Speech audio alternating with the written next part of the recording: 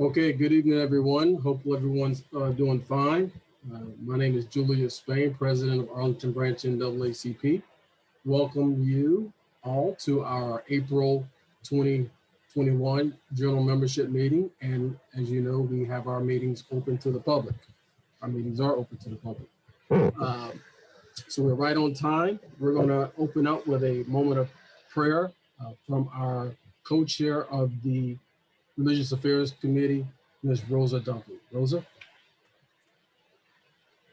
Dear Heavenly Father, we come to thank you, Father God, for yet another day. We thank you, Lord God, for allowing us to meet on tonight, God. Father God, let us be decent and in order, Father God, and let us, Father God, follow the agenda that has been set before us on tonight. Let everything be done, God, to your glory. It's in Jesus' name, amen. Thank you, Rosa. So we're going to suspend the rules suspend with the order of business per bylaws for the Arlington of the NAACP Section 9 bylaws for units adopted effective March 2019 and accept the general membership agenda and committee reports of April 19th, 2021. Basically what that's telling everyone is that there is a set order laid out in the Constitution, bylaws for units that you can go by, but if you're not going to go by that and you have a separate agenda, you are to suspend your order of business. So with that, I'm going to launch the poll for you to vote on it. If you are not a member of the NAACP, please abstain. Names will be captured on this.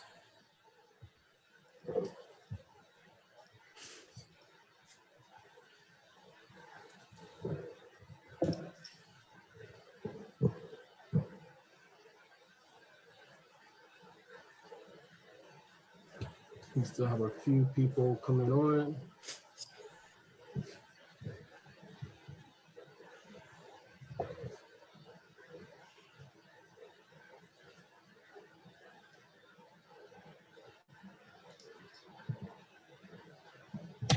All right, Madam Secretary, are you present? We're going to end this. Share everyone the poll, share the results. Okay, so we are suspending with the order of business, and we are accepting the agenda and committee reports for April 19th, 2021. Do you have that, Madam Secretary? Yes, I do. Right. Okay, so each one of you, all members and our attendees should have received a copy of the agenda along with the committee reports.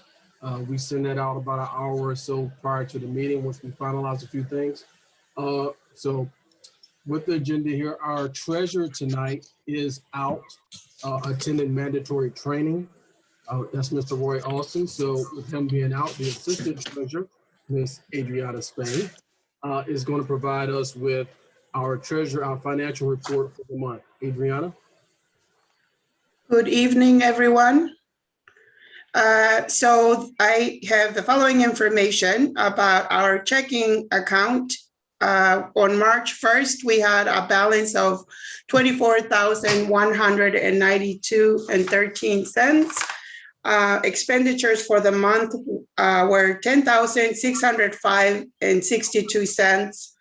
Reconciled checkbook balances for the savings account is $204,841.39, and for the checking account, $13,927.55, for a total account balance of $218,768.94.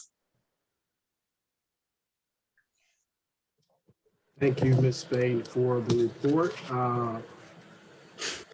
Accepting any motions to accept? You can just come off mute, any member.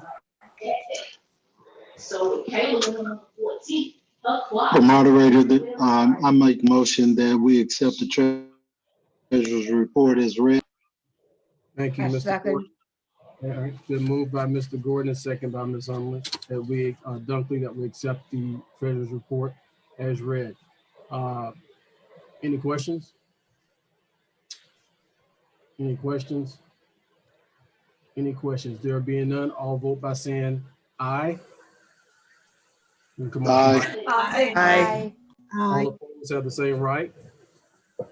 Ayes have it, motion carried. Thank you, Ms. Spain, on behalf of Mr. All right. The treasurer, excuse me, let me get this up here. The membership chair is out, so I'm going to share her slides. Just as real quick with the membership, to go back, this is our, and again, if you should have received this already, an email. This was our numbers back in August, our numbers in January, 701, our numbers in, what's it on the screen? I think it's back in March, last month, 778. And the secretary pulled this yesterday. So this is our these are our numbers as of the 16th, 808, 806. So, I was telling the executive committee yesterday, if you look at us the past 8 months, we've had about a 45% increase in members, 3% over the past month, 14% since January. So really good job with our membership there. People are continuing to join. We've also had there were 10 individuals that joined, maybe a little bit over, Madam Secretary, this past month. I know there was one family who purchased, 5 lifetime memberships. So what we're going to do, we'll get those names together and share them with the membership here soon. With that being said, that concludes the treasurer and the membership. We're right on time, a little bit ahead of time. And so it's time for me to have a few remarks. Again, I want to welcome each and every one of you. I think we had 125 people registered. We have 68 on the call right now. So I'm assuming a few more people will come on in due time. But let me say that we at the NAACP, as you can imagine, we stay busy. All right. The past month has been filled with engagement on many fronts. We met yesterday as an executive committee and for about an hour and a half, and you should have, again, a copy of all the reports from the committees that submitted reports. And it was a fruitful conversation. One thing of note that, there's a number of standing committees that every branch should have. We don't have all the standing branch committees that we should have. And with that being said, we had a conversation on legal redress. I was in the late stages of figuring that out and had a few people that were volunteering. So I'm here to report that we do have 3 individuals that have volunteered to serve on the legal redress committee. I will mention their names to you here. But we just kind of launched our website, right? So on our website, we have a formal complaint form. And we have a means now for individuals in around Arlington, to submit complaints of discrimination, racism to the NAACP. The individuals that are on this committee have completed the training that has been put forth by National NAACP. So we're getting our sea legs. That's what I like to tell a lot of folks. Some of these committees are new. It's going to take them a while. We are trying to adapt. Just like any other branch, but in a volunteer organization, it takes time. Nothing happens overnight. And I'm glad we have our executive director on the call because he can tell you, about his experience when he came into the Virginia State Conference and what he came into. So we're still kind of finding our way, not only the Virginia State Conference, but even in many of these branches. So the individuals that are going to be on the Legal Redress Committee who have volunteered are going to be Mr. James Younger. Mr. James Younger currently sits on he's an at-large member of the executive committee. He's also a lawyer. Mr. Henry Reddick. Henry, are you on the call? I thought I saw you. There you go. Wave your hand there, Henry. Henry Reddick is on the call. And Ms. Carolyn Kane, Esquire.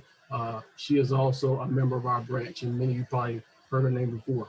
So those are going to be our 3 members of the Legal Redress Committee. More to follow. But we're moving ahead.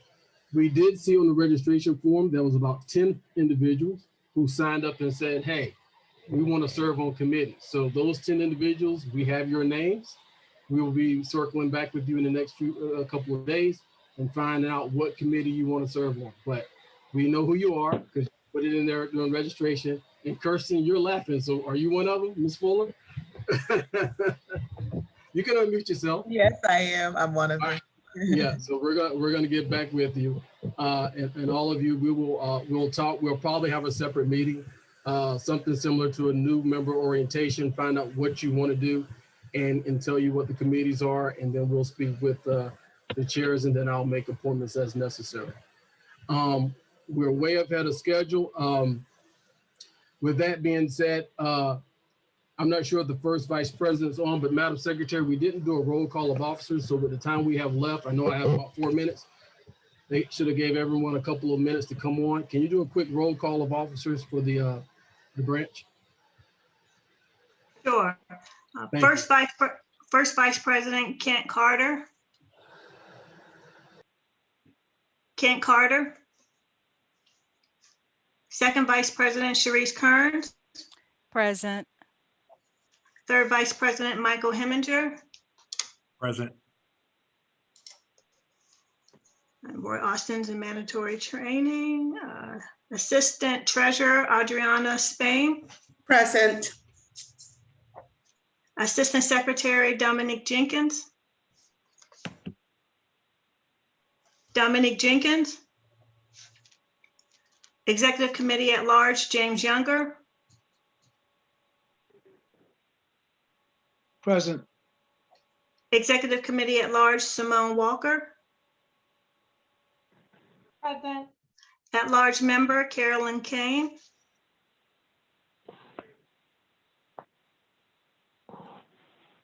Carolyn Kane. Community Coordination Jacob Williams. Jacob Williams. Economic Development Megan Brew. Present. Environmental and Climate Justice Gabrielle Cantor. Present. Housing Kellen MacBeth. Present. Housing Tim Dempsey. Tim Dempsey. Labor and Industry Maya Jones. Maya Jones.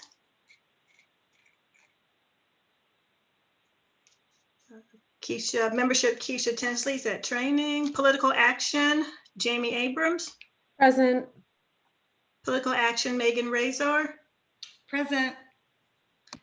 I believe I saw Religious Affairs, Pastor Delisha Davis. Present. Religious Affairs, Rosa Dunkley. Present. Scholarship, Adora Williams. Adora Williams. Jill DeWitt Scholarship, she's in training. Special Events, Shayla Smith. Shayla Smith. Special Events, Marvin Nels. Present. And that concludes the roll call.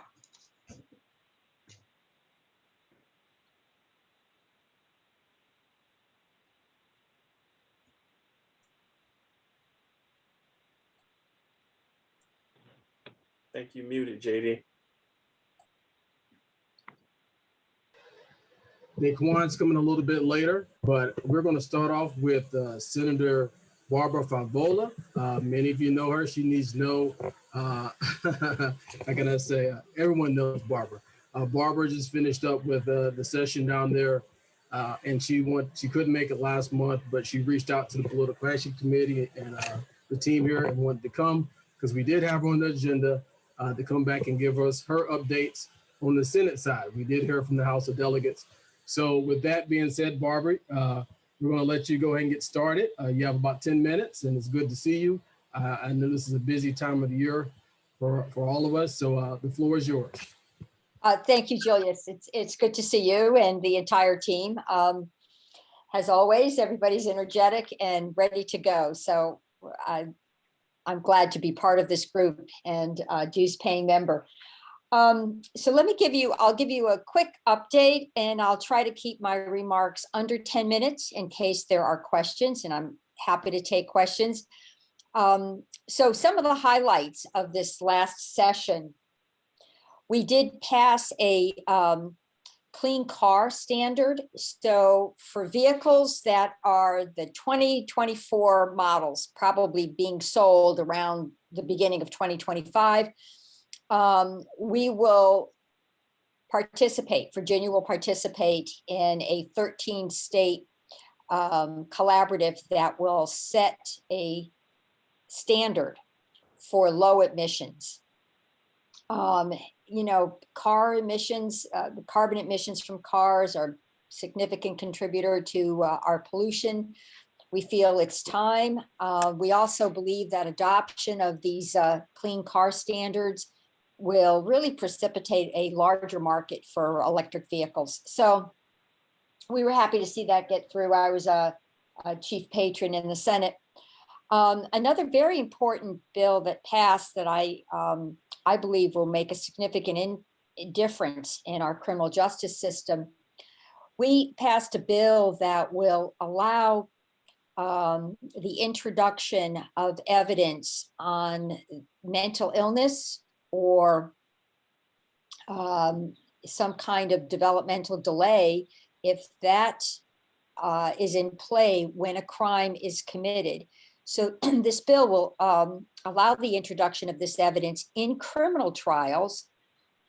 Experts would need to be called, but we believe that this will help shape a framework where mitigating circumstances can be considered, and hopefully the judge and the jury will get a more complete picture of actually what the alleged perpetrator was going through and what he may have been dealing with at the time.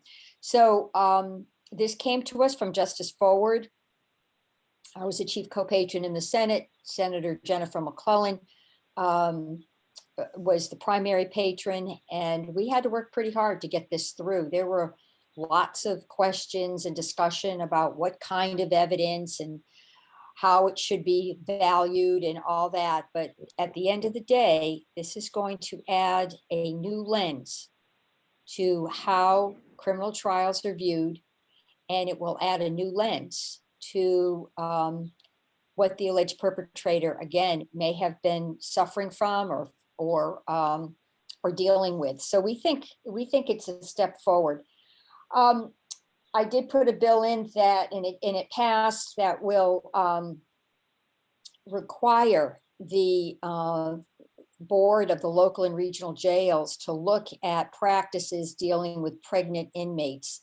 So we want to ensure that standards recommended by the National College of Obstetricians and Gynecologists are actually adhered to and met in our jails. So we'll be looking at prenatal care, pregnancy care, postpartum care, and also time spent with the newborn baby. And we feel pretty good about this. I worked with many stakeholders. The sheriffs did come on board. So we're hoping that this work group will come up with recommendations, and that those recommendations will be turned into regulations. Now, the topic that you all probably are most interested in is the legalization of marijuana. I chair the Rehabilitation and Social Services Committee, and that was the committee that had the major responsibility for hearing this bill and steering it through the General Assembly. The Judiciary Committee had the responsibility of looking at the expungement of records and some of the sort of criminal justice elements that had been associated with marijuana. So what actually passed, I'm really proud to say, we passed in the veto session a bill that will legalize the possession of 1 ounce of marijuana or less by an adult, 21 years of age or older. That'll take effect July 1. And we also legalized the growth, not for sale, but the growth of marijuana plants in one's home. 4 marijuana plants would be the maximum. That would be effective July 1. Also, July 1, we will establish a cannabis control authority, and this authority will be responsible for establishing the criteria and the regulatory framework for the issuance of licenses. Licenses to people who are going to grow, cultivate, and distribute and retail, market the marijuana planters. All of that will take place through a licensing process. We'll be getting different licenses. We established some advisory committees to the Cannabis Control Authority. One was on equity investment. So it's very important. And we put language in the statute that actually talks about the need for social equity. So when individuals come asking for a license, they have to have a plan for involving individuals who historically have been over-policed regarding marijuana and have historically been denied access to capital. So we were very clear in the statute, this was an expectation of ours, and we, in fact, will be monitoring that. The General Assembly will be monitoring for that. So all those regulations won't be in place until January 1st of 2024, because we really want to get it right. But in the meanwhile, we will be, holding briefings and updates on the Cannabis Control Authority's activities and the kind of input we are getting from various stakeholders. Let me see if there's anything else. Now, local governments may opt out of having retail marijuana operations within their jurisdiction if they have a referendum in the 2022 general election. Otherwise, the retail operation will go, it'll be statewide. There will be input from local governments in terms of, how many marketing or retail operations they want in their jurisdiction and where they would be placed and all that. There will be input. But unless the jurisdiction actually has a referendum and opts out, we'll have marijuana available again, legally 1 ounce or less for possession for somebody 21 years of age or older. We will put a fair amount of money. We expect to get about $300 million in tax revenue over a period of about 4 years. 1/3 of that money is going to go into substance abuse treatment programs, which I feel really good about because I think we've underfunded that area. We will also put a big chunk into early childhood education. And we actually will have, we've written into the law, a very robust education campaign on the use of marijuana and the effects of marijuana on a developing brain, because we want very much to keep this to be adult use, recreational marijuana, again, in limited quantities. So that's the update. Should I Great. check the chat or do you want to? Well, yeah, there is a question. We have about 1.5 minutes, 2 minutes left. Okay. The question is around hope, restoring the rights of many Black and brown Virginians that have historically received records, because of, marijuana. So tell us a little bit about what you intend to do. Okay. Because, I believe totally that expungement of records should just be, everything should be thrown out. If we're going to legalize this thing, then throw out the records. Let's throw out all those charges and clean the records. But tell us what you intend to do. No, we thank you for asking that. I knew that was going to be a question, so I prepared for it. So come July 1, if individuals had been arrested and they had a felony conviction for the possession of 1 ounce or less, those records will be automatically sealed, is what they're saying. And then if there were felony convictions that were more complex than simple possession, there will be a process and agencies will be setting up databases and there'll be a process for actually sealing those records. I think we'll probably have we'll come back around it, not today, of course, but, probably devote an entire meeting on this new legislation because it's going to, affect. Yes, that would be That would be great. But I will give anyone who's out there maybe a moment. If there's a question that someone wants to go live one-on-one with and ask the senator a question, please do so. This is your opportunity. We're right on time, but if you have a question, feel free to come off mic and ask the question directly. Hi, was there anything about gun control? Who are just Oh. state your name? Who's Oh, that? Gail Hermosilla. Oh, okay. Hi, Gail. Yes, we did pass a what I would say a domestic violence prevention bill.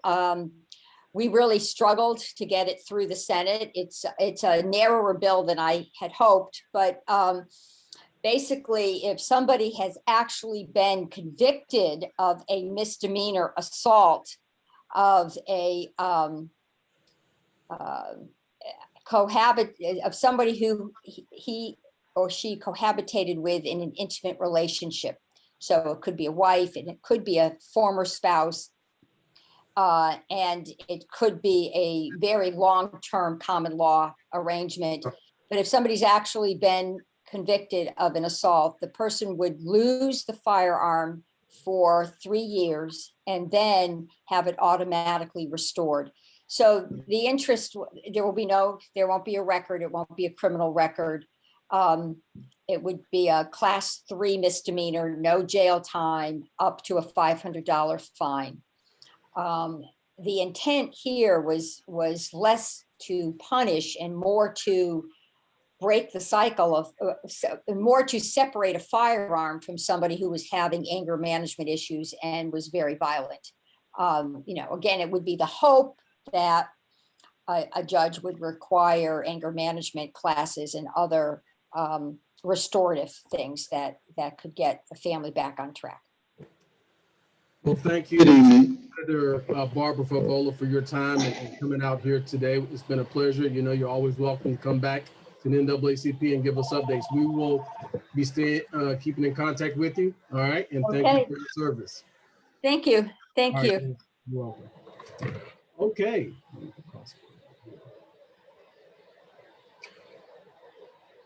So we have a young gentleman from Henrico, Virginia.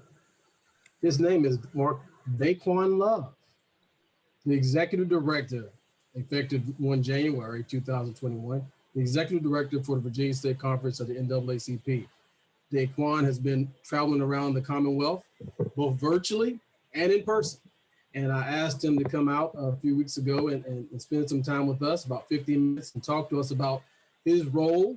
This is not a new role at the NAACP, the Virginia State Conference, but we are changing things. And Daquan is at the tip of the spear at our state conference. Many of you probably had a chance to look at his resume, but he's been around a little bit. So with that being said, Daquan, welcome. The floor is yours for the next 15 minutes. Excellent. Thank you so much, Vice President Spain, and to the members of the Executive Committee. It is truly a privilege to be with the Arlington branch of this phenomenal association this evening.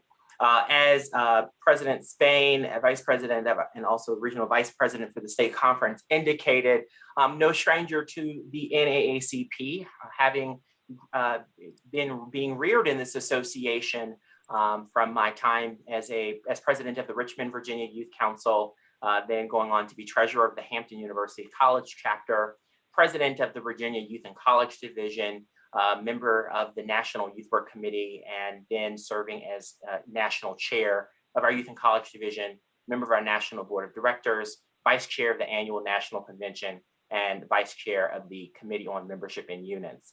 I'm truly honored and delighted to be able to serve as your executive director, serving as the chief staff officer, overseeing the day-to-day operations of the Virginia State Conference and supporting our more than 100 units across this Commonwealth. It is truly an honor to be with you all this evening.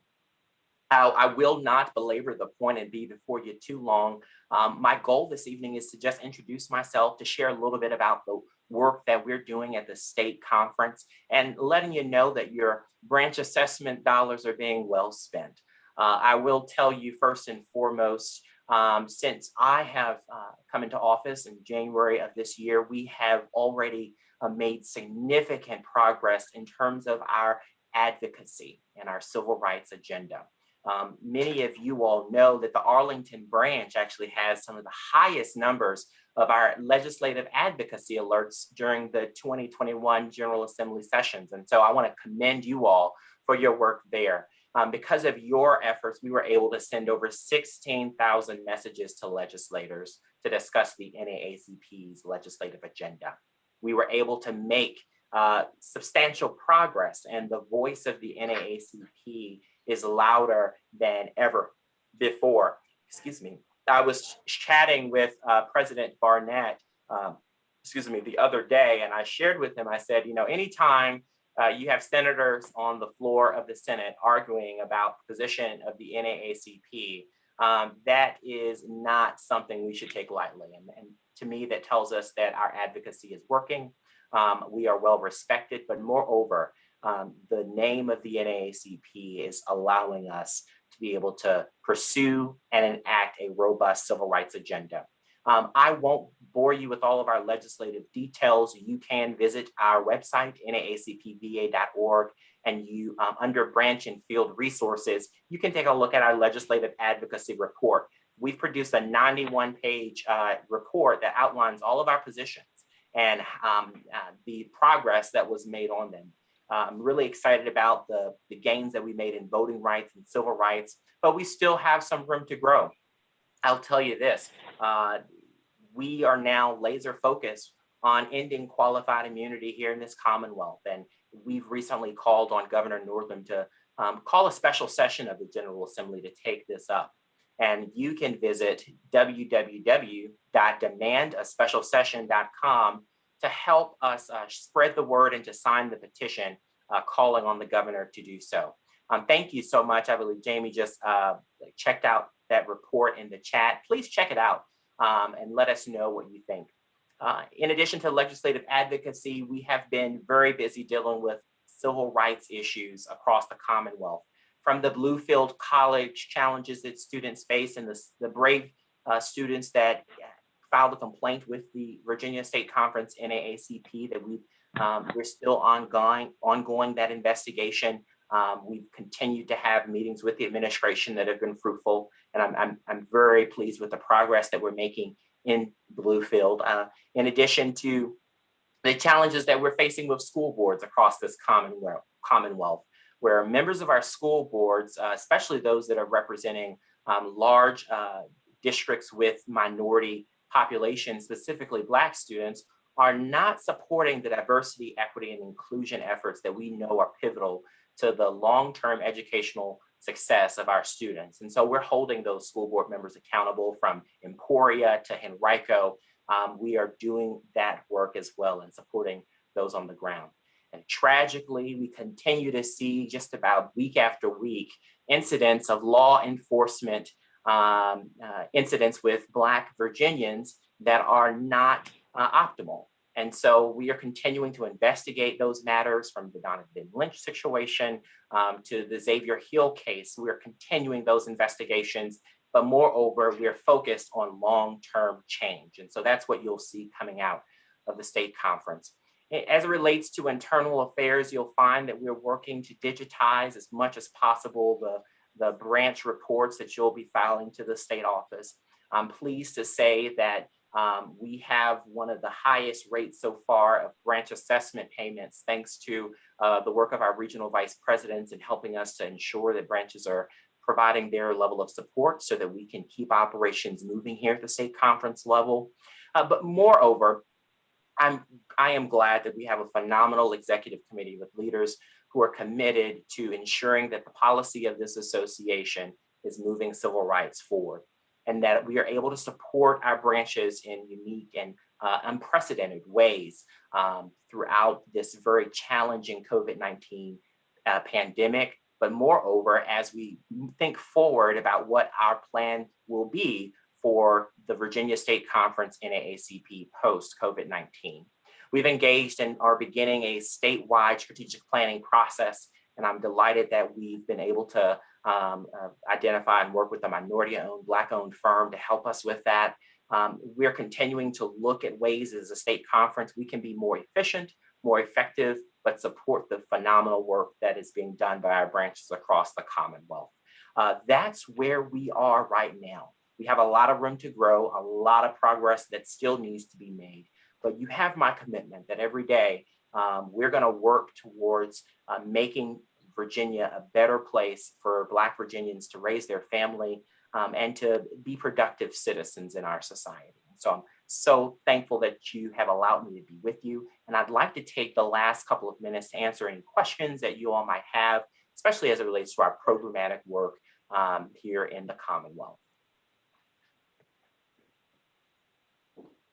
Okay, thank you. Are there any questions coming from our members? If so, please feel free to unmic. Come on, Mike, state your name. And if you can show yourself, please do so. Come on video. Any questions? JD, I have a question. Okay, Kellen from our housing chair. Go ahead, Kellen. So this is something we've talked about, and I'm a new chair for the NAACP. But essentially, as we develop our own policy and advocacy priorities and agenda items, what's the process for helping shape the Virginia Conference, like overall advocacy agenda for the 2022 General Assembly session? That's a very great question. The best way to influence that process is through the resolutions process. And so you as a branch should have already, I'm assuming that you're probably doing that tonight, your resolutions for the national convention that you'll be submitting changes for policy and program. But for the state conference staff, I and the staff that are under my direction are restricted to only supporting and enacting policies that have been approved through the state convention resolutions process. And so, Kellen, what I would suggest that you do is to go ahead and begin drafting resolutions for policy positions you think the state conference should take. And those resolutions should be passed by your branch and then forwarded by your branch secretary for the state convention. Sounds good, thank you. And when is the state convention? The state convention is October, the last week in October, I believe it's the 27th through the 29th, but I don't have that in front of me, and it will be virtual this year. Awesome, thank you. Thanks, Kelly. Any other questions? Yes, I have a question. Yes. Thank you, Mr. Love. Can you tell us a little bit more about the work that you're doing with holding school boards accountable? What does that accountability look like? And also, if you could go into a little bit about the complaint that you're looking that you guys are handling from the school and what those issues involve. Which school? Bluefield? Yes. Gotcha. Sure. So to answer your first question, we're supporting branch efforts to hold school board members accountable. We've been supporting the Henrico branch as a result of our collaborative efforts and some public pressure. The chair of the Henrico County Public School Board, who had expressed both in public and private settings her opposition to diversity, inclusion, and equity in a school system that is growing to be majority minority. She resigned from being the chair of the school board after the local NAACP branch issued a statement calling for her resignation. And this is after several weeks of other organizations and community efforts to have her removed from that position. And so again, the name of the association does mean a lot, carries weight, and we're using it judiciously to ensure that Black students are able to be in an educational environment that they feel comfortable in. In Emporia, Virginia, our local branch, the Greensville Emporia branch, is working to file a petition to the circuit court to actually have that particular school board member removed for some very racist and derogatory Facebook posts. And this gentleman actually represents a majority Black school district, even though he is not Black. And so we are holding those school board members accountable. And as a state conference, we're providing that administrative support and that legal support through our state legal redress committee to ensure that those branches are able to hold those school board members accountable.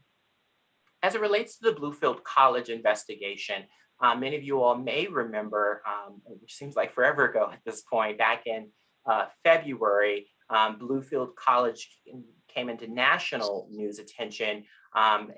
They actually suspended their basketball team from a game, their basketball team being majority African-American. The school is a private Christian school with about I believe 10 to 20% Black student population in Bluefield, Virginia, which borders Bluefield, West Virginia.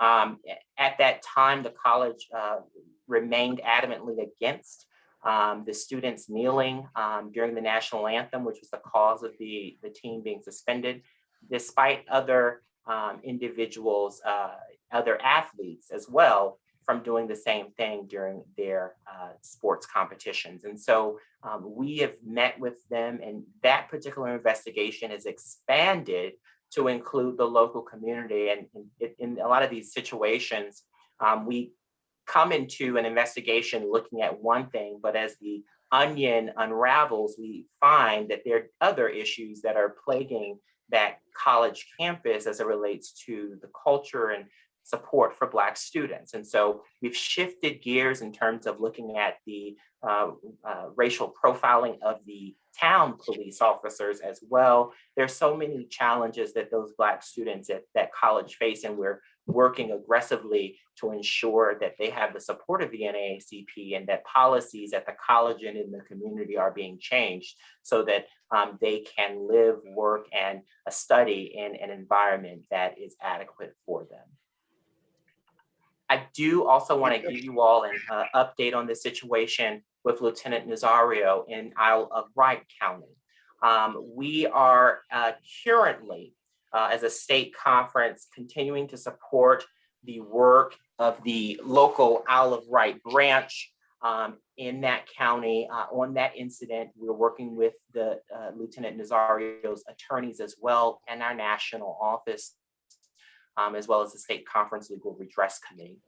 There are administrative issues that have come out of that. So there's some local town council and local police policy changes that we're looking to get addressed, but there are also some legislative pieces we're looking to get addressed. One of which is that we believe is the end of qualified immunity being super important, and we're laser focused on that. And that's why we have launched our website, which is demandAspecialsession.com, where we're encouraging everyday folks to go online, share on your pages. We want to send a message to Governor Northam that we are demanding that he call a special session so we can finally end qualified immunity in this Commonwealth. Despite having a Democratic majority, that bill failed to get out of committee. And so it's important to note that it is very important that while we are nonpartisan as an organization, we're not blind to those legislators who appear and look as if they're being supportive, when in reality, they are not even allowing a bill to get out of committee. And so I would encourage each and every one of you to talk to your legislators and ask your legislators their position on qualified immunity and ending it here in this Commonwealth. That is how we're going to get this done. President Barnett has made that a priority, ending qualified immunity. We believe we have some traction, and we're going to work aggressively to ensure that it gets done. If we work aggressively to get folks to sign this petition, to talk to our state legislators, when the special session comes out, I believe we'll have an opportunity to really move the needle and get this done. It is very well possible, Arlington branch, that by the time our state convention comes, we can be celebrating the end of qualified immunity in this Commonwealth, but only if branches like yours across this Commonwealth take this seriously and tell your friends, tell your neighbors, share it on social media, and we really become laser focused on getting this done. Okay. Mr. Executive Director Daquan, we thank you for being with us this evening and spending a little bit of time. I know you and we speak quite a bit, and I owe you something about it. But again, thank you. You're always welcome to come here to Arlington Branch NAACP. Again, welcome aboard. And if you stick around, I'm sure people will send you some messages in the chat, maybe. But if there's anything outstanding, we'll make sure it gets to you. So thank you for being with us tonight. Thank you so much. And thank you for having me. I can't wait to actually come and see you all in person sometime soon. All right, come on, take care. All right, next up is our, per the agenda, is our political action chair led by, our political action committee led by our chair, Jamie Abrams and Megan. Great, is Megan on? All right, the floor is yours. I'm out of your way. All right. Thank you, Mr. President. I'm going to pull up our slides, so hopefully everybody can see those. Have a lot to cover. I want to make sure everybody can follow along. So I'm starting first with all the committees were asked to identify our top 3 priorities. So we wanted to share the top 3 priorities of the Political Action Committee. You can see those here. It's voter registration and outreach, candidate and elected official engagement, and advocacy for policies and programs advancing the priorities of the Virginia State Conference and our branch. And actually, both of our speakers tonight are connected very much to our work here at the Political Action Committee, and they're both kind of a tough act to follow, but I will do my best. I do have several updates for everyone, and I'll actually touch on all 3 of these. So I'm going to start with our advocacy work, and our wonderful executive director really stole my thunder on this one, but better that you heard it from him than from me. So as he mentioned, the Virginia State Conference has released the Advocacy on Policy 2021 Legislative Sessions Report. We sent that out to all members on April 2nd, so hopefully you received that email. If not, my co-chair, Jamie Abrams, has dropped that in the chat, so please check that out. There's lots of great information in there. And a particular note, as you can see here, 64% of supported bills passed through both chambers. So that's quite a great accomplishment in one legislative session. And we already got the kudos from the state conference, but our branch sent the most messages in response to the action alerts. We sent 3,414 messages to legislators. So thank you all so much for getting involved. And let's just do even better next year. I'm sure we can. All right, so next up, I want to talk about voter registration and outreach. We just recently wrapped up the voter registration postcard campaign that we did with Reclaim Our Vote. Our branch sent 1,000 postcards that were completed by 16 individuals and 1 church congregation. So that's really awesome, and we're really just getting started. I want to say thank you so much to Heather Stamos for coordinating the postcard campaign and all the great work she did behind the scenes. Thank you to Pastor Davis for coordinating Callaway Church's participation. And just really thank you to all of our volunteers who wrote postcards. We really appreciate it, and we hope we're making a difference. Also, for voter registration, we participated in a voting rights panel back on March 28th, and our community partners in that event have provided some follow-up resources for us to share. So Jamie is going to drop the resources and action steps into the chat if you'd like to check those out. It's really packed with a lot of great information. And really, in light of recent efforts across the country to restrict voting access, this is so important for us to stay involved. And so speaking to that, in addition, just a heads up that our voter registration work is really going to ramp up in the next month or 2. That will be led by the awesome Detta Kessel. So again, these efforts are just especially important to our branch, since I think we all know voter restrictions and voter purges disproportionately affect people of color. So we really hope you'll get involved in all of our future efforts. All right, and last but not least, I'm going to move on to our candidate engagement. So there's a lot of information on this slide, but let me just say that we are going to hold another candidate forum this fall prior to the general election, and very similar to what we did last fall. but we're also going to be hosting a focused dialogue with the Democratic candidates for the House of Delegates, for county board, and for school board at the May membership meeting next month. And that's to do that prior to the school board caucus and the primaries. And so registration for next month's meeting is already open. So Jamie is also going to drop that in the chat if you want to go ahead and get that on your calendar and get registered for that event. As a reminder, we are a nonpartisan organization. So we are reaching out to these candidates in the Democratic primary and school board endorsement caucus because historically, these partisan processes have yielded the prevailing candidates in November. So we think it's really important that we get in a dialogue with them up front and that we ask them meaningful questions about the topics that are important to the NAACP. So that's what we'll be doing at our next membership meeting. You can see the schedule there.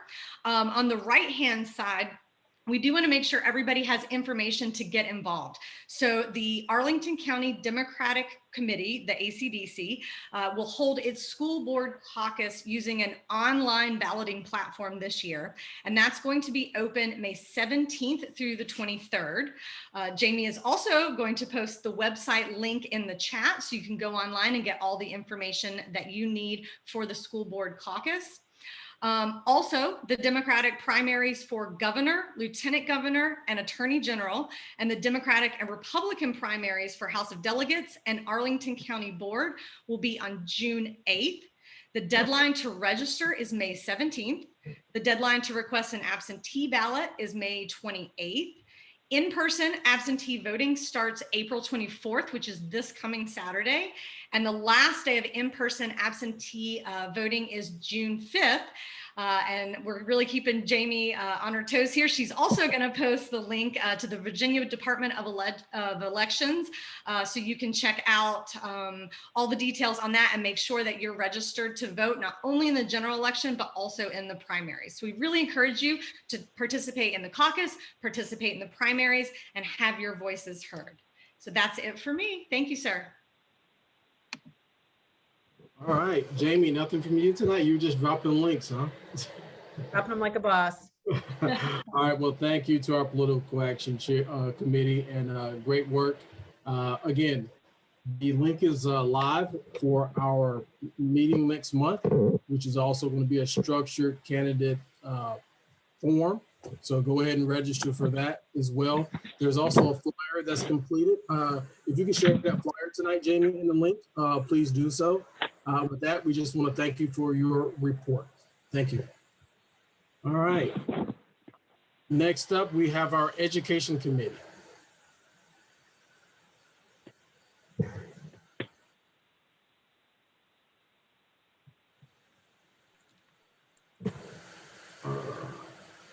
Education committee, Cherie and Simone. Yes, I'm sorry, I was on mute.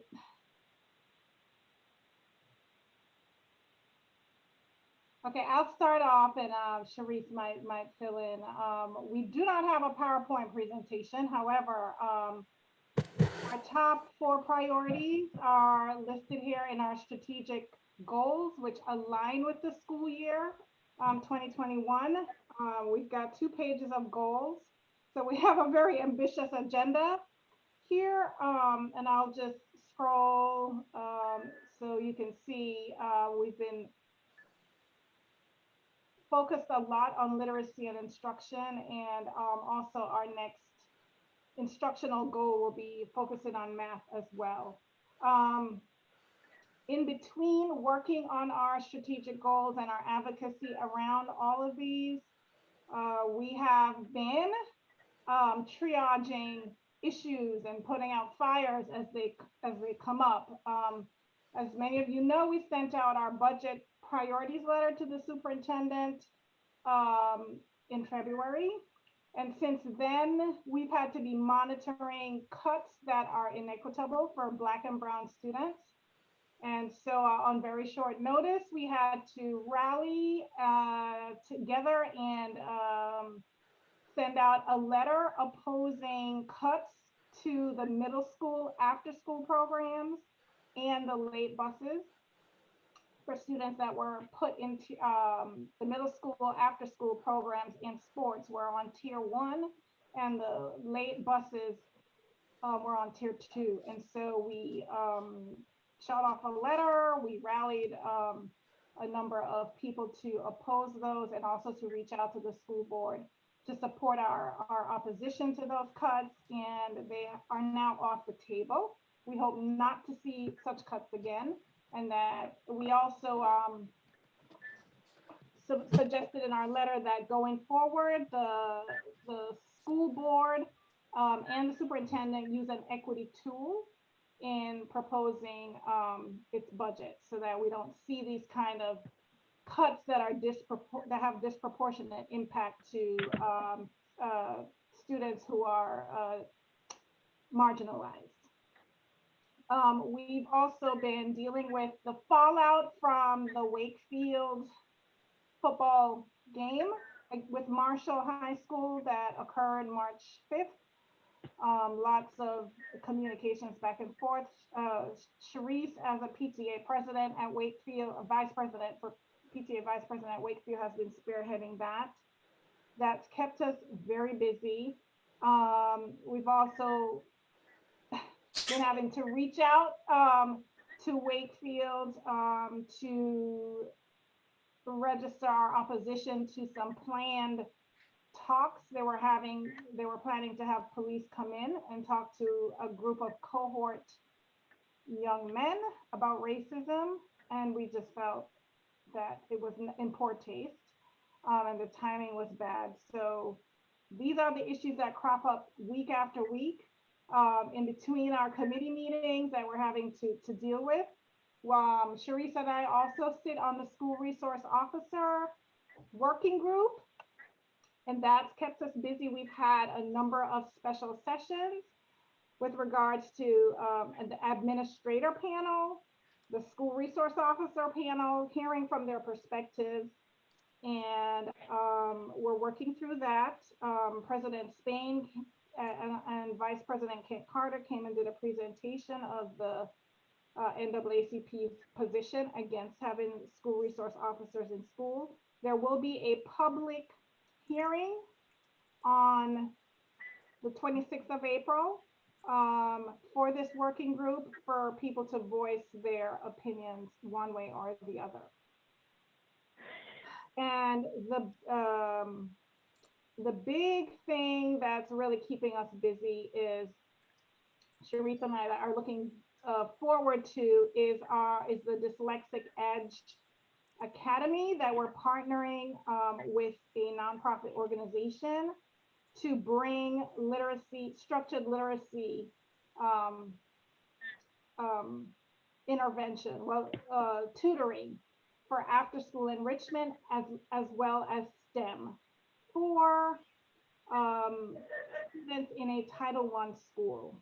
Our target school is Drew, and so we're working with the Drew principal, and we're working with APS and trying to get this in place as a way to help close the opportunity gaps for those students whose parents cannot afford private tutoring for them. So that's, we're very excited about that. And we're continuing with our coalitions. We're working with the Virginia Joint Coalition on Learning Disabilities and Literacy. And there is a planned webinar on May 13th, and I will drop that in the link from 3 to 4. And it's by UVA professor, Dr. Michael Kennedy. He is in the Department of Curriculum, Instruction, and Special Education. And the webinar is entitled, it's a mouthful, The High Leverage Practices for Students with Disabilities, an Introduction and Integration with Evidence-Based Practices. So we are going to be getting that information out to the community, for parents, for teachers in APS, outside of APS. These webinars are free that the coalition is putting together. And that is all. Oh, and we also have a high school senior at Washington Liberty, Abel Galata. He is doing his senior experience with us in the education committee. So we're excited about that, to have him shadow us and help us with some of our civil rights work.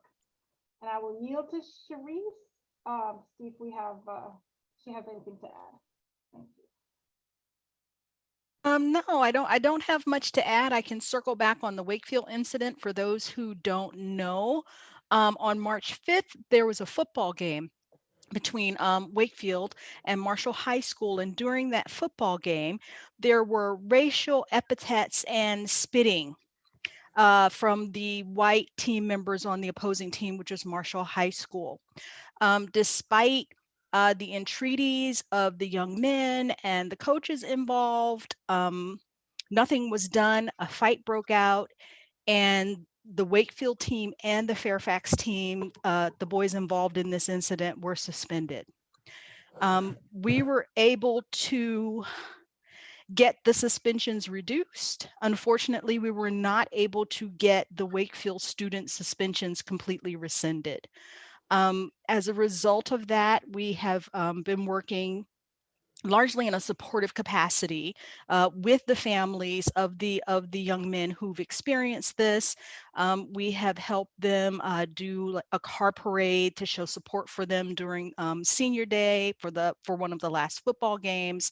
And we are also in the process of working with some of our elected officials to craft letters to Virginia High School League and the Referee Association who's responsible. We're hoping to be able to make sure that any regulations that are on the books in terms of unsportsmanlike conduct, especially concerning racial epithets, are going to be enforced, and that the referees who fail to enforce it will be sanctioned. So that's kind of our goal right now, but it's very dynamic.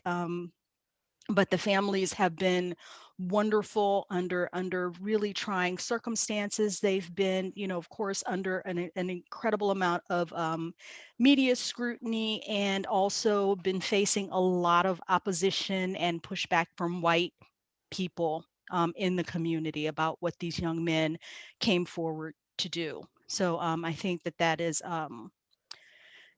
a very important piece of our work right now. And I'm really optimistic that we're going to be able to make some change in that area. And I talk about that because I mentioned in the chat to Daquan that we were having these issues.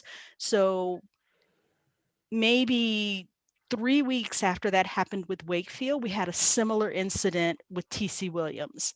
So I'm saying that to say that this is probably a statewide issue that we may be trying to push up to the state level for some attention as these incidents happen and as families start to report them out. We're really excited about the Dyslexic Edge Academy because we have in Arlington County opportunity gaps. And when we say opportunity gaps, what we mean is that there are families in Arlington who are able to provide enrichment and other needed educational opportunities for their children. And then we have families who are unable to do that. What Dyslexic Edge Academy would do is fill a very small gap and allow some children who normally would not be able to get tutoring for their reading and their literacy to get that added enrichment so that they're able to finally get up to grade level, hopefully. This is particularly important because we know that there are children who were struggling with reading even before the pandemic. And we know that for a lot of students, that struggle has gotten worse during the pandemic. So it's very important. We've had to do an incredible amount of work to get this to where we have it, because we've gotten, of course, some pushback inside of APS, but we finally found a champion. We worked really hard. We've got a champion for this work, and we think we're going to be able to get it through in the next coming weeks. So we'll keep you posted. We're very proud of that.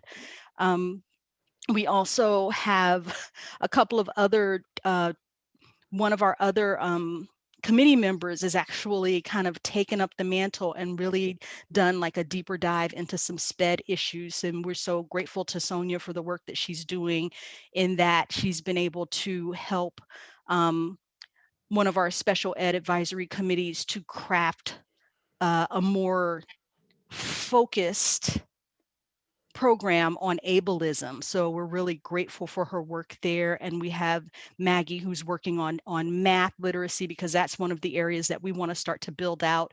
Now that we've got such a robust work on literacy going, we want to start looking at math.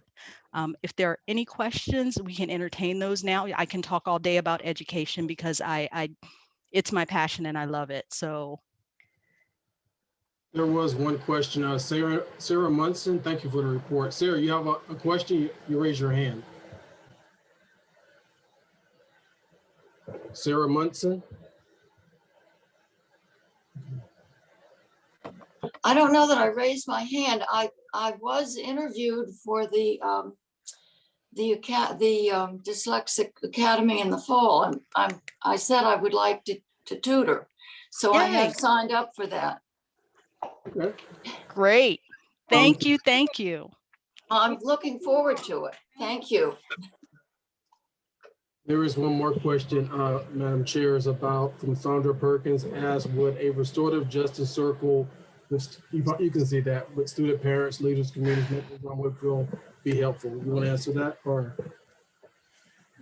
Well, yes and no. Yes and no. Yes, in that anything that is going to make the children whole again is always helpful.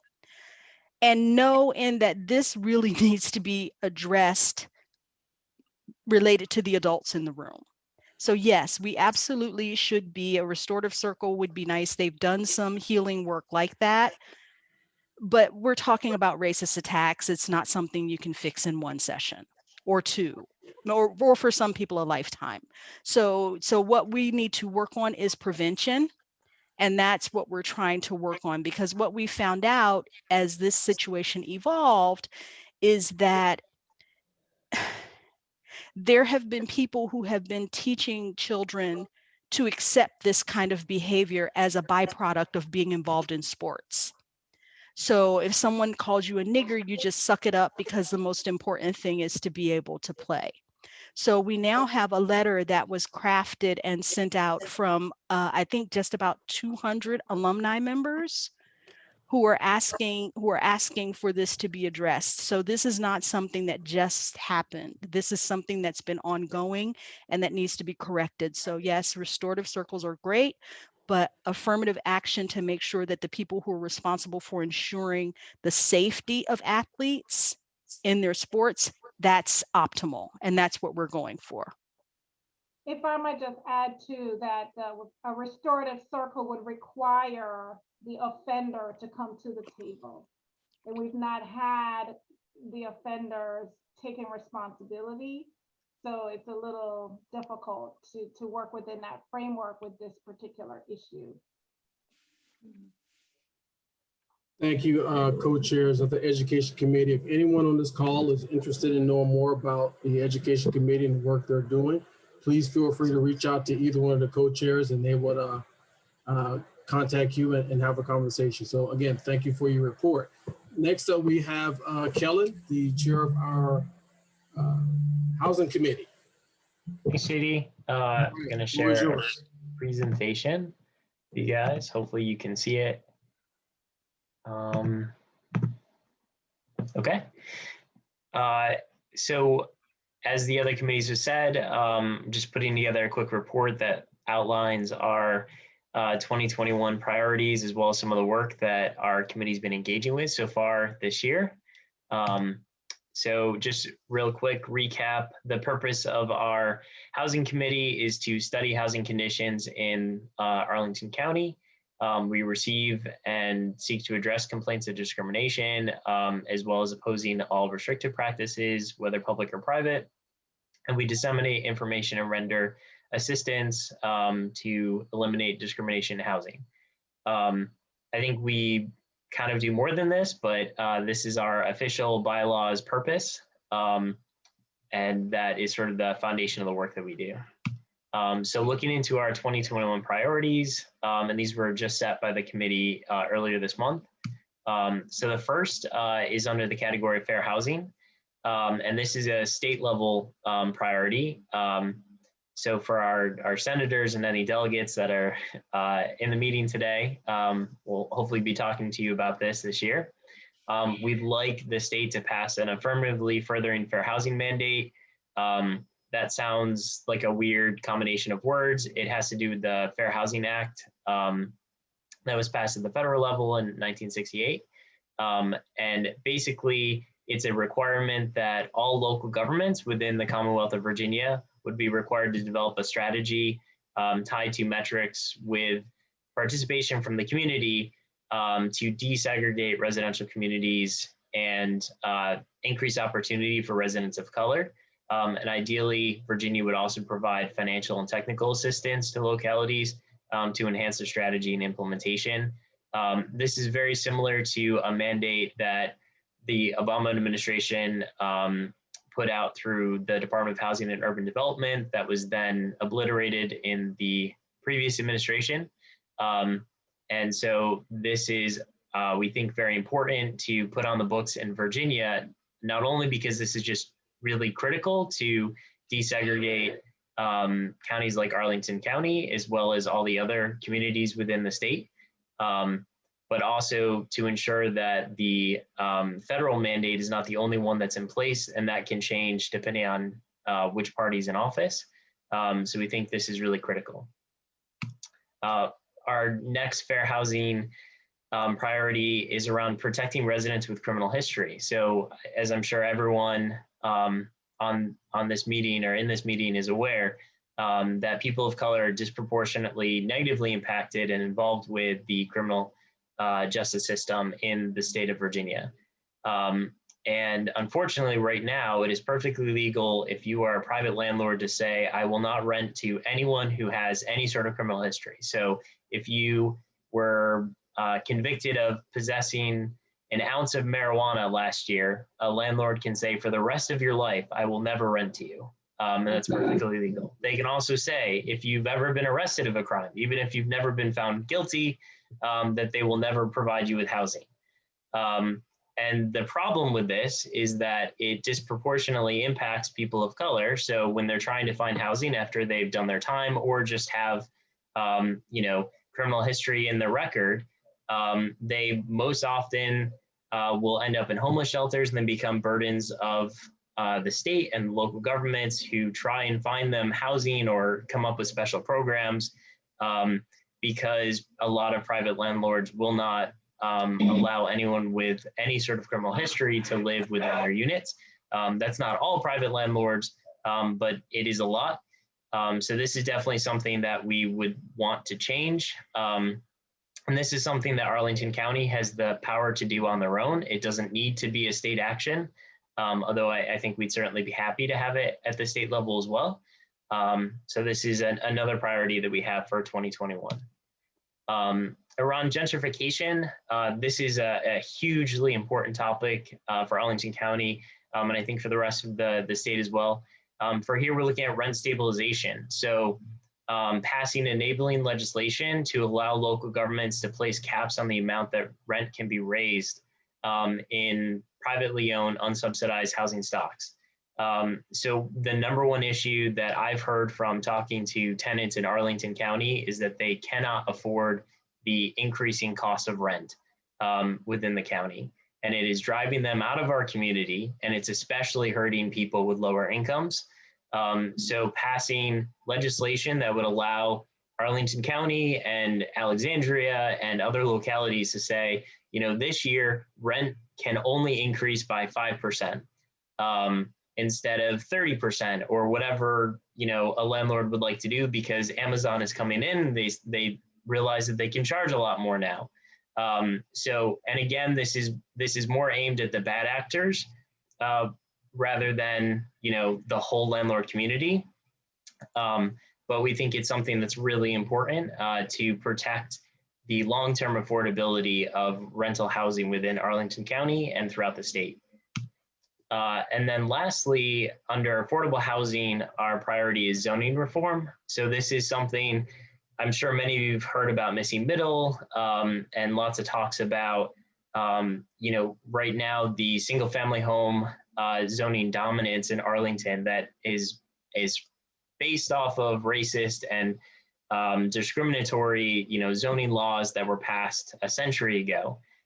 So this would be working with the county to ensure that our zoning reflects the population trends that we have, that it is put in place in a way that's going to encourage diversity and encourage lower cost of homes. And that's not what we have today.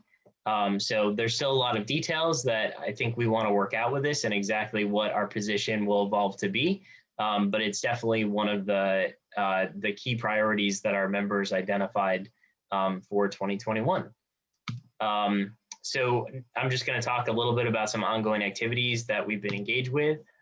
So with fair housing, the chapter had sent a letter to Arlington County criticizing their fair housing plan that they developed in response to basically some HUD requirements for not going nearly far enough to address the segregation needs within our community, as well as the disparities in health, education, employment, and income that can all be traced back to where you live and the color of your skin within our community.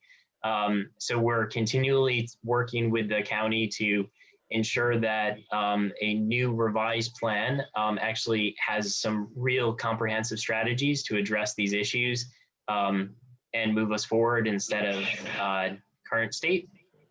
We're also working with the Alexandria, Fairfax, Loudoun, and Prince William County NAACP chapters or branches to advocate for communities of color during a regional assessment of impediments to fair housing choice that's happening right now through the COG, the Metropolitan Washington Council of Governments. So that also includes DC and Montgomery County. But we want to make sure that a lot of the things that we were disappointed in that came out of Arlington, that doesn't happen on the regional level, and also help use that influence and shape Arlington's own policies and the recommendations that come out of this. So we're excited to be working and collaborating with the other branches within Northern Virginia and see where that can take us. And then lastly, we've been working on low-income tenant advocacy. So I think a number of people are probably familiar with the Serrano Apartments. It's an AHC-owned apartment complex within Arlington. For a couple of years now, there's been a number of issues related to health and safety that the tenants, at least some of the tenants, have been trying to seek redress on. There's been some progress made, but there's still some ongoing issues. So we want to continue working with them, as well as the county and AHC, to ensure that these get resolved and any of the systemic issues that are contributing to the maintenance issues and other concerns can be addressed over the long term. We're also looking at ways to collaborate and just do more outreach with tenant organizations within Arlington County and see how we can work together on affordable housing. We sent a letter to Arlington County with recommendations for when they give out affordable housing funds through federal programs, but also through Arlington County. It's called AHIF, to ensure that they're including tenant conditions and sort of a recommendations to improve the racial equity lens that they were using for how they give out that money. And we're continuing to work with them to make sure that's implemented so that that becomes an important criteria for how money is distributed and our taxpayer dollars are used. We also just recently, today, in fact, sent a letter to Arlington County with budget recommendations related to housing. Basically, we signed on to the letter for the Alliance for Housing Solutions. So we were recommending expanded rental assistance, eviction relief, basically continuing forward with the things that have put in place for COVID, as well as increasing the supply of affordable housing and assuring we have enough money for that, and supporting low-income home ownership programs within the county, as well as some staff needs in the housing space to ensure that they have the right level of oversight for their committed affordable units. So those are kind of the things we've been involved with. There's kind of a lot going on at any one time. If people have questions, happy to answer those. All right, Kellen, you have a couple of questions and some comments from our friends like I think Steph and Ann Loudoun has said a few things in the chat. So we're going to ask if you can answer those perhaps directly. And if we have some time, if there's anything that needs to go out formally, we'll capture the name. But I do want to get to our Environmental and Climate Justice Committee. I'll let them give their brief. I thought there was one hand raised, but I took it down. Tina? Okay, maybe not.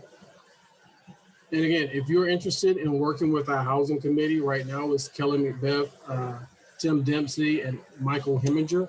So if they have a pretty good team of others. So if you're interested in working with our housing committee, please reach out to the branch or reach out to Kellen and Tim directly. For those, again, that registration, put your names down and say you want to volunteer for a committee. This may be one of the committees we'll be asking you to serve on. So again, thank you, Kellen, and great presentation, okay? Thanks, JD. You're welcome. Before we move on to our Environment and Climate Justice Committee Chair, I do want to send a shout out to and thank you to Delegate Patrick Hope and to the Commonwealth Attorney who both are with us tonight. Pat, you don't miss a meeting, so thank you for coming on tonight and sharing some of your comments in the feed. And I'm just going to also choose to take this moment to say, Gail, I should have said this at the beginning. Thank you. Gail is one of our new Silver Life paid members, y'all. So you can go and give her a round of applause. So thanks for being with us tonight, Gail.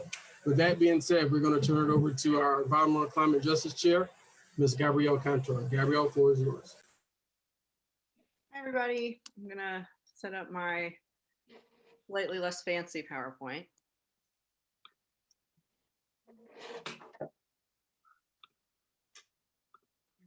All right. So my name is Gabrielle Cantor. I'm the chair of the Environmental and Climate Justice Committee, or ECJ for short. We started our committee towards the end of last summer, so we're coming up on a year soon. We've done a lot of different things. We meet on Sunday evenings, once the first Sunday of every month. So once a month, not every week. We also talked about our priorities. We finalized ours, and the top 3 priorities we came up with are the tree canopy in Arlington, energy and climate, and air pollution and transportation. So to delve a little deeper, tree canopy is important for a variety of reasons. The basics of it are trees are good for our mental and physical health. They're also very important for the environment when it comes to habitat, pollution, water pollution, flooding, all these things. But we have seen that in Arlington, there is a disparity in the tree canopy depending on where you live.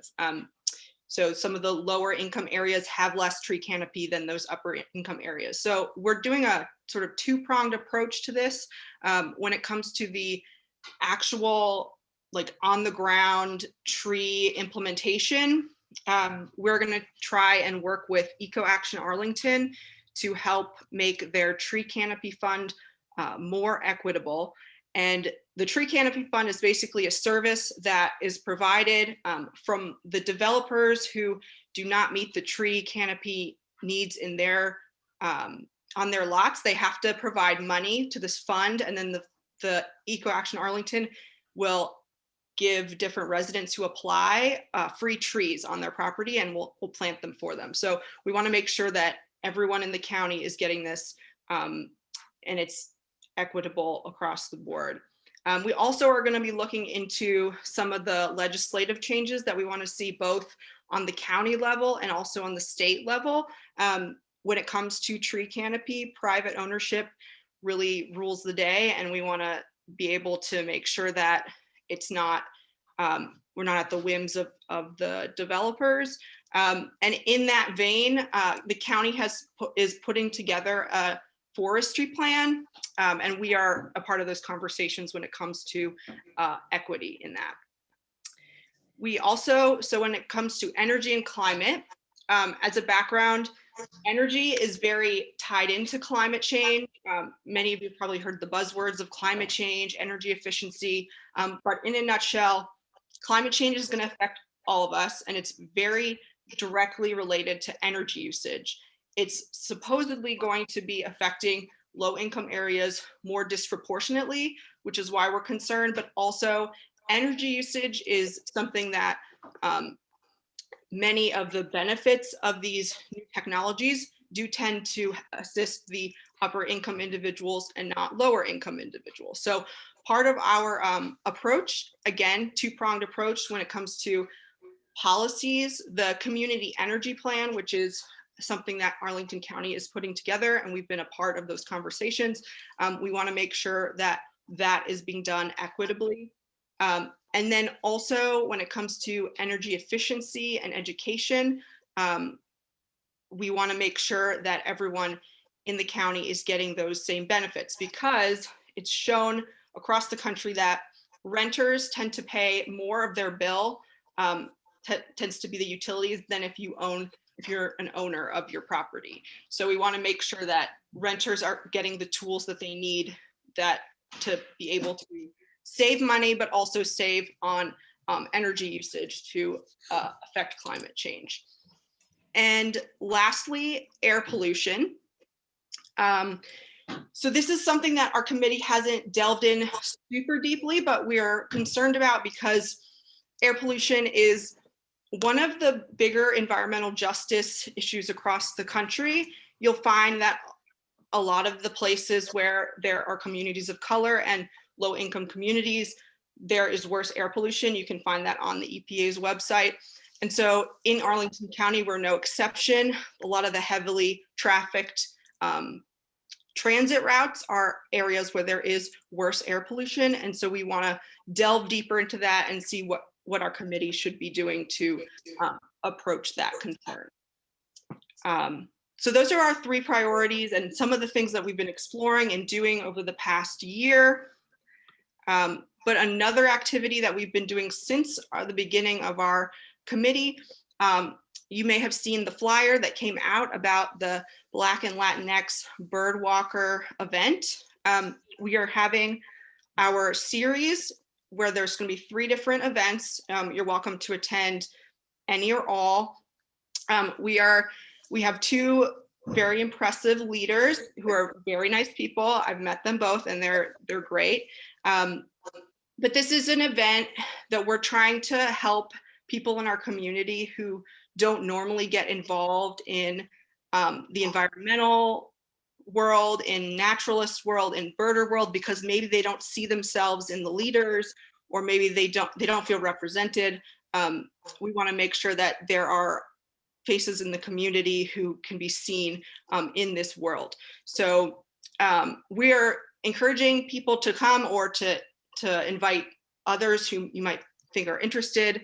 And I am going to put my information in the chat because you don't need to write down this link that is in here, but it's in the flyer that we received in the email. And if you want to contact me, I can also send it to you directly. I'll put my information in the chat. But I think that's basically it for our main activities happening. It's a lot of different stuff, but I can take questions. I'll stop sharing here. There we go. All right, any questions for our Environmental and Climate Justice Chair? And so please just unmute yourself and ask the question.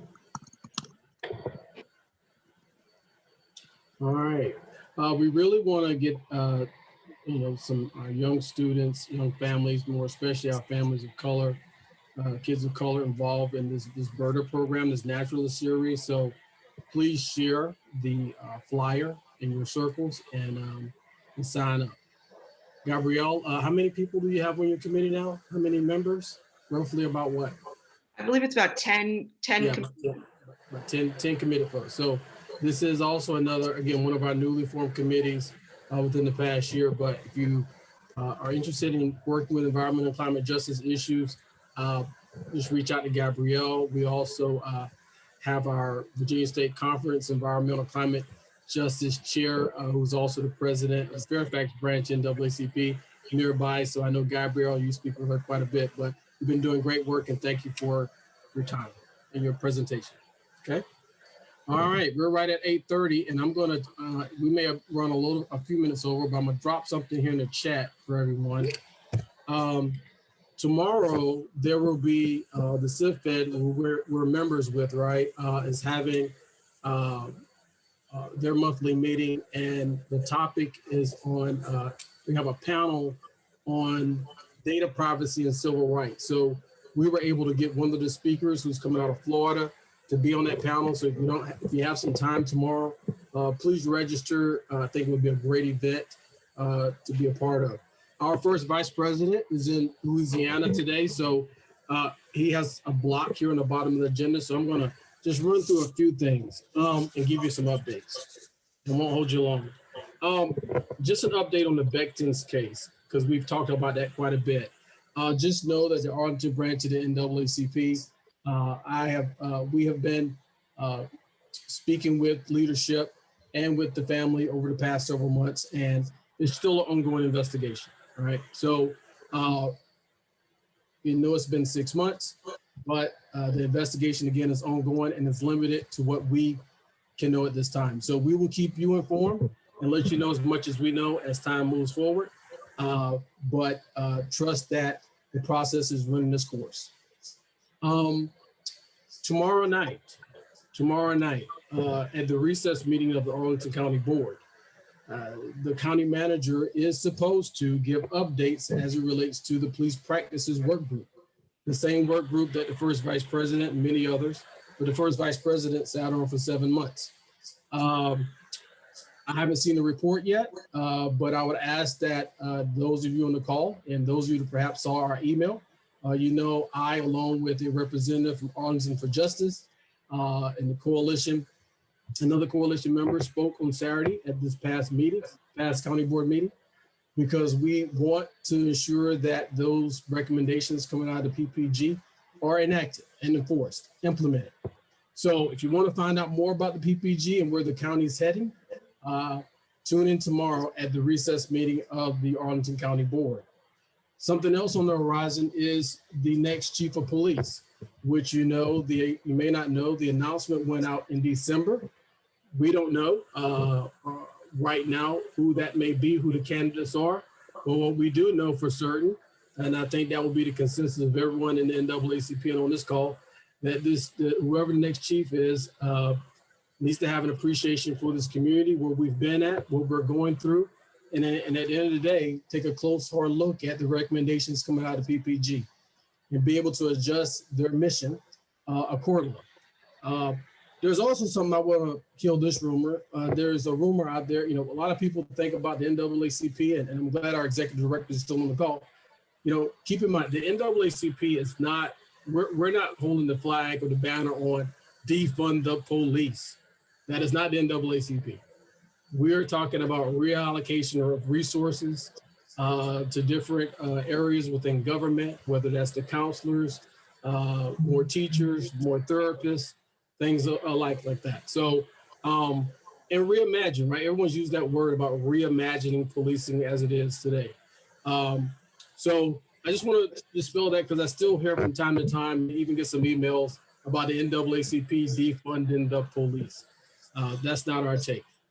Many of you know I also sit on the logo work group. We just wrapped up the last 5, the final 5, the top 5 logos. They will be shared, I think, next week with the community, a committee of 15. So we got about 200 and some odd logos that were submitted. The committee worked hard and long for the past month or so going through the logos. A logo that's going to represent Arlington today, the future, and perhaps in the past. So stand by. The public will get a chance to vote on the logos. So again, watch your email. The NAACP will share that information when it comes out. Outside of that, again, the first vice president is out. he was with you. That probably should have been his report. We're over time by 5 minutes, but I want to thank everyone for being with us tonight. We are at the NAACP here still growing. And like I try to remind folks about from day to day, from week to week, is that, you got to remember where we were at. If you're associated with the Arlington branch NAACP, 3 years ago, we had 180 some people on the rolls. And of that 180 some people on the rolls, we had the faithful dozen. Now we're well over 800. And when you grow, right, you get a many personalities. The NAACP is not going to change, right? People aren't going to change the NAACP. The NAACP has been here for 112 years. And my charge and my duty is to make sure it remains for another 112 years. We are not perfect. We have a lot of growing to do. We have a lot of learning. And I often tell folks sometimes, people know my background, that I was in the military, in the Marine Corps, but this is not a military organization. Not even close. All right? This is a volunteer-based, non-for-profit organization. We get what we get when people show up. And we thank you when you serve, when you show up. So for those of you that are working hard and putting in the hours and attending these type of meetings, we thank you. We thank you. For those of you that are going to volunteer and register and say you want to serve on a committee, we thank you. My job as a leader is to help you be successful at the end of the day. And I'm going to do the best of my ability to make that happen, because I want to always be here. But I'm proud to be in this position. I'm proud of all of you. We're a little bit over, and we're still at over 70 on the call. With that being said, the meeting is now adjourned. I will stick around for another 5 to 10 minutes for those that want to chat. So thank you. The meeting is now adjourned. Hey, JD, thank you for doing a great job. You have a lot of energy. I told you, remember, this is a